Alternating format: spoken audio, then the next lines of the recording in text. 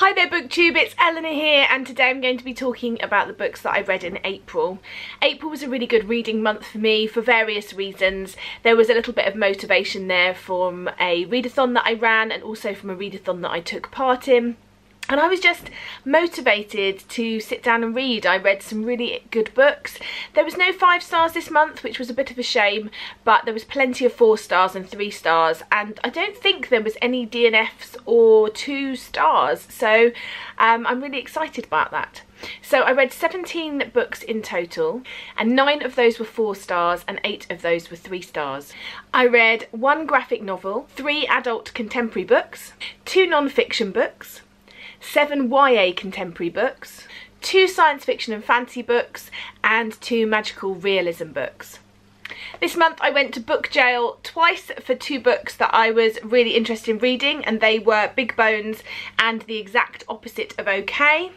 I took part and also ran the book buddy-a-thon with the lovely Janet from Swirly Girly Reads, which I ended up completing all the challenges for. So for our Bookopoly, if you want to know more about Bookopoly, I'll link it up above. But for our Bookopoly challenge, there's 2 times in the year where we run readathons.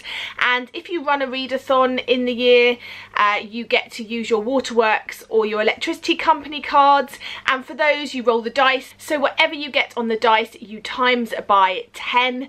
And so I threw a 3. That means that's £30 to put in the jar just for that readathon. I also completed it. That's £5. That's £35 to put in my jar. That is a lot of money, so I'll be putting £35 in for just that. I also took part in the Owls readathon. Unfortunately, I didn't finish all the challenges, so I just get £2 for that for taking part. And then from the books that I read this month, I made £13.77, and so that will also be going in. So my Bookopoly total of money going in my jar this month is a whopping £50.77.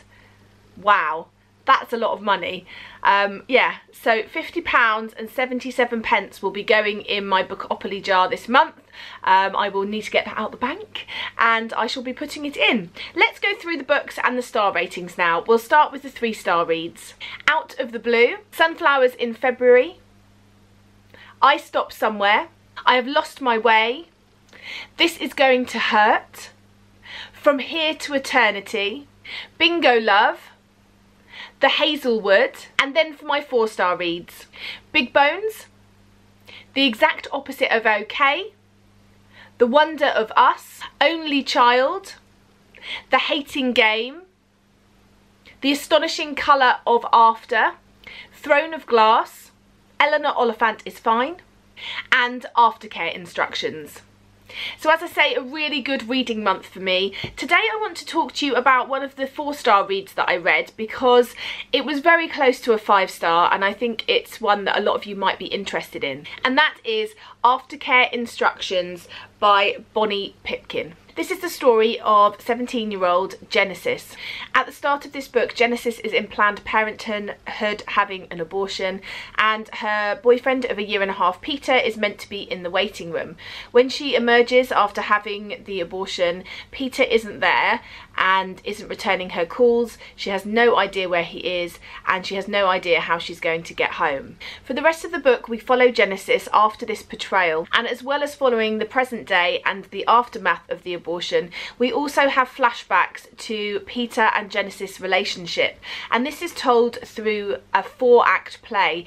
There are chapters where it is a play script, and these are following Genesis and Peter and from the start of their first date onwards, written like a script. One of my favourite things about this book was that I really liked how the author decided to treat abortion. I was a little bit worried that we would either get abortion seen as an evil thing, or that it would be a case of Genesis having the abortion because she didn't think she could cope with having a child and not really giving it much thought. But thankfully that really wasn't the case. Genesis made this decision thoughtfully and with care. She thought things through. She made a decision for herself And that definitely comes through in one of the things that she chooses to do.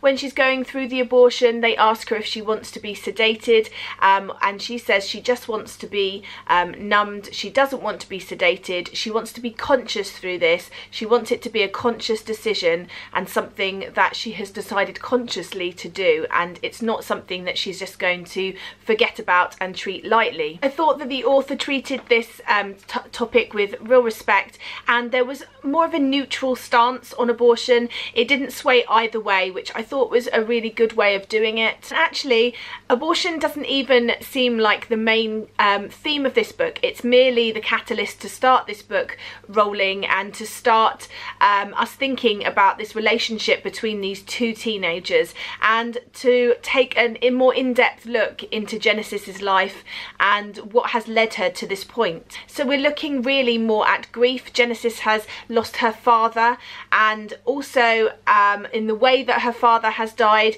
has become quite a big thing for her in terms of how she feels about herself, and also her mother has not coped well with the loss of her father, and so we're looking at mental illness and how her mother is coping, how she is keeping her mother together, and how much she's taken on quite young shoulders. We're also looking at first love and how to move past first love and how to deal with the grief of that love not being exactly as you expected. I thought one of the most positive things about this was the main character Rose. This is the best friend of Genesis.